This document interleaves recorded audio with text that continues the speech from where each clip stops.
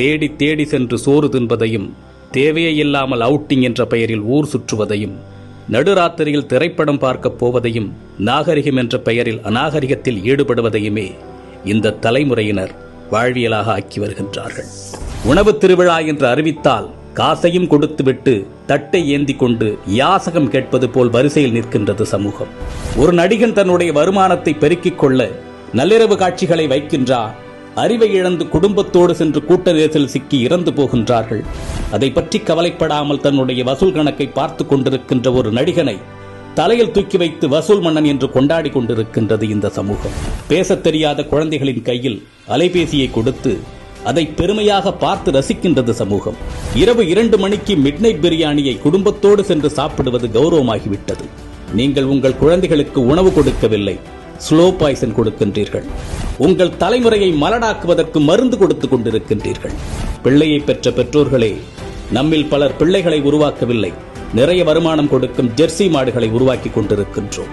உங்களில் எத்தனை பேரின் பிள்ளைகளுக்கு அறிமுகமில்லாத ஒரு மனிதரிடம் 10 நிமிடம் உரையாட தெரியும்?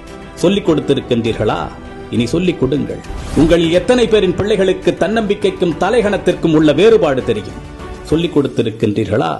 இனி சொல்லிக் கொடுங்கள். உங்களில் எத்தனை பேரின் பிள்ளைகளுக்கு நம் தாய்மொழியில் தமிழில் தொடர்ந்து ஒரு 5 நிமிடம் பிற மொழி கலவாமல் பேச தெரியும்? சொல்லிக் கொடுத்திருக்கின்றீர்களா? இனி சொல்லிக் கொடுங்கள். உங்களில் எத்தனை பேரின் பிள்ளைகளுக்கு உங்களின் மாத வருமானம் தெரியும்? அதை கொண்டு எப்படி உங்கள் குடும்பத்தை நடத்துகின்றீர்கள் என்று எத்தனை பேர் உங்கள் பிள்ளைகளுக்கு சொல்லிக் கொடுத்திருக்கின்றீர்கள்? இல்லை என்றால் சொல்லிக் கொடுங்கள். அது தெரியாததால் தான் இன்று பலர் லட்சத்தில் வருமானம் ஈட்டியும் இஎம்ஐயில் வாழ்க்கையை தொலைத்து விழி பிதுங்கி நின்று கொண்டிருக்கின்றார்கள். ஆண் பிள்ளைகளோ பெண் பிள்ளைகளோ, உடல் வெட்கம் என்றால் என்ன என்று சொல்லிக் கொடுங்கள். 10 வயதில் அணியும் ஆடையது, பருவ வயதில் அணியும் ஆடையது, படுக்கையில் அணியும் ஆடையது, பொதுவெளியில் அணியும் ஆடையது என்று வேறுபாடுகளை சொல்லிக் கொடுங்கள். நம்மில் பல பேரின் பிள்ளைகளுக்கு ஐபோனின் விலை தெரியும், வந்த திரைப்படத்தின் வசூல், வரப்போகும் திரைப்படத்தின் புள்ளி விவரங்கள் எல்லாமே தெரியும்.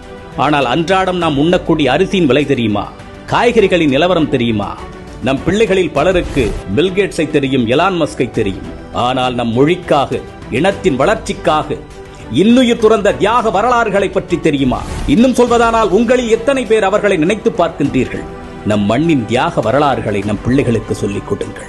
எப்பொழுதுமே உறவுகளை எதிரிகளாக மட்டுமே கட்டமைத்து அவர்களின் மூளைகளில் ஏற்றிவிடாதீர்கள். உறவுகளை ஒதுக்கத் தொடங்குங்கள் என்று அவர்களுக்கு நீங்கள் சொல்லிக் கொடுத்து விட்டால், அவர்கள் வளர்ந்துவிட்ட பிறகு அவர்கள் ஒதுக்குகின்ற முதலாவது நபர் நீங்களாக தான் இருப்பீர்கள். வாழ்க்கை என்பது வெறும் கேளிக்கையும் வேடிக்கையும் பணம் ஈட்டுவதும் ஆடம்பரமும் மட்டுமல்ல, அது மன நிறைவாக வாழ்வது.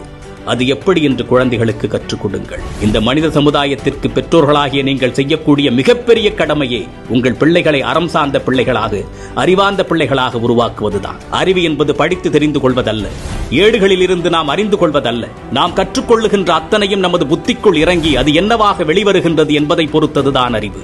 சிந்திக்க தூண்டுவது அறிவு. தன்னுள் எழும் கேள்விகளுக்கு தானே விடை காண்பதுதான் அறிவு. அப்படிப்பட்ட அறிவை உங்கள் பிள்ளைகளுக்கு வழங்குங்கள்.